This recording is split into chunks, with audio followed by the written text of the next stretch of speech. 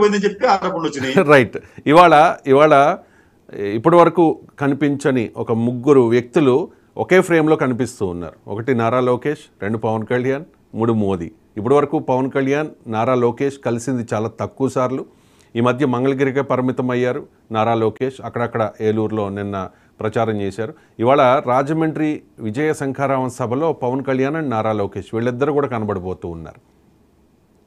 అంటే నా పాయింట్, నారా లోకేష్ని చంద్రబాబు నాయుడు గారు ఏదైనా ఆదేశించి ఉండవచ్చా, మీరు అక్కడే పరిమితం అవ్వండి, మనం పవన్ కళ్యాణ్ని ప్రొజెక్ట్ చేద్దాం, ఒక ఎక్కువ ఫాలోయింగ్ ఉన్న వ్యక్తి కదా అని చెప్పేసి?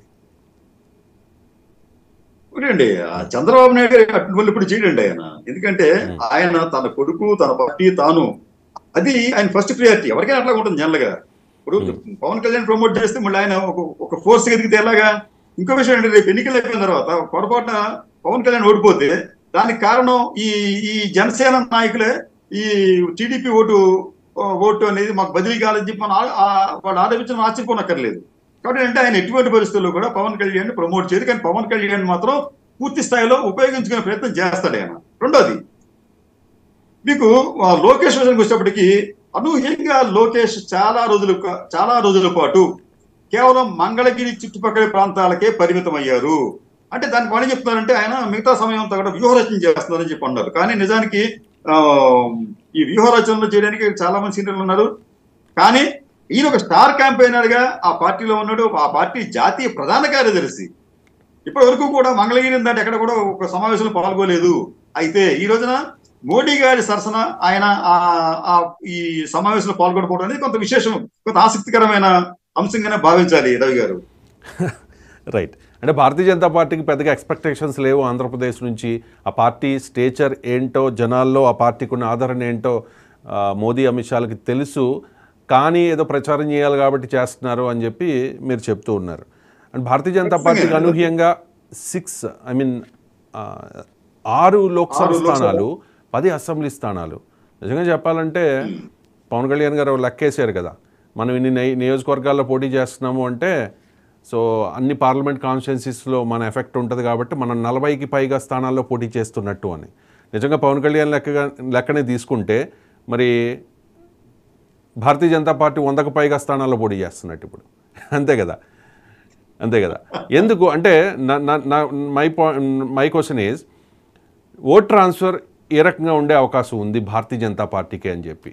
జనాల్లో ఆదరణ లేదు, సింగిల్గా పోటీ చేస్తే 100 కంటే తక్కువ ఓట్లు వచ్చిన ఒక పార్టీ ఇప్పుడు కూటమిగా ఏర్పడి ఎక్కువ స్థానాల్లో పోటీ చేస్తోంది. జనసేన కంటే ఎక్కువ స్థానాలు చెప్పాలంటే 6 లోక్సభ స్థానాలు, 10 అసెంబ్లీ స్థానాలు కాబట్టి.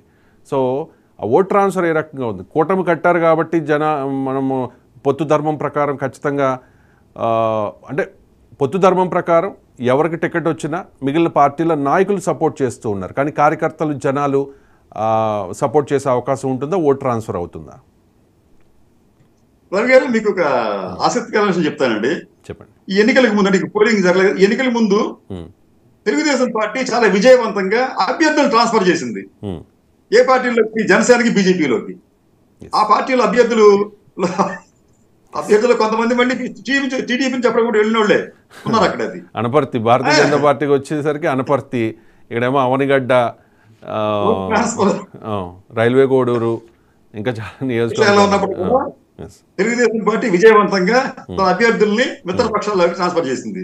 రెండోది, ఓట్ ట్రాన్స్ఫర్కి వచ్చేటప్పటికి తెలుగుదేశం పార్టీకి సంబంధించి మనం వాళ్ళ గత చరిత్ర ఒకసారి గమనిస్తేనండి, ఎన్టీ రామారావు హయాం వరకు జరిగిన ఎన్నికల్లో ఆయన తెలుగుదేశం పార్టీ నాయకుడు కూడా సిన్సియర్ గా తన మిత్రపక్షాల అభ్యర్థులు గెలవడానికి కూడా వాళ్ళు సహకరించారండి. అందుకే మీకు ఏమైందంటే, ఎన్టీ రామారావు గారి హయాంలో దాదాపు 86 మంది మిత్రపక్షాల అభ్యర్థులు అసెంబ్లీకి ఎన్నికయ్యారు. ఆ తర్వాత చంద్రబాబు నాయుడు గారు వచ్చేటప్పటికి జిల్లా అధ్యక్షులు మన యొక్క అభ్యర్థి గోమాస శ్రీనివాస్ గారు రైట్, శాల్వతోటి. Right sir, you can continue please.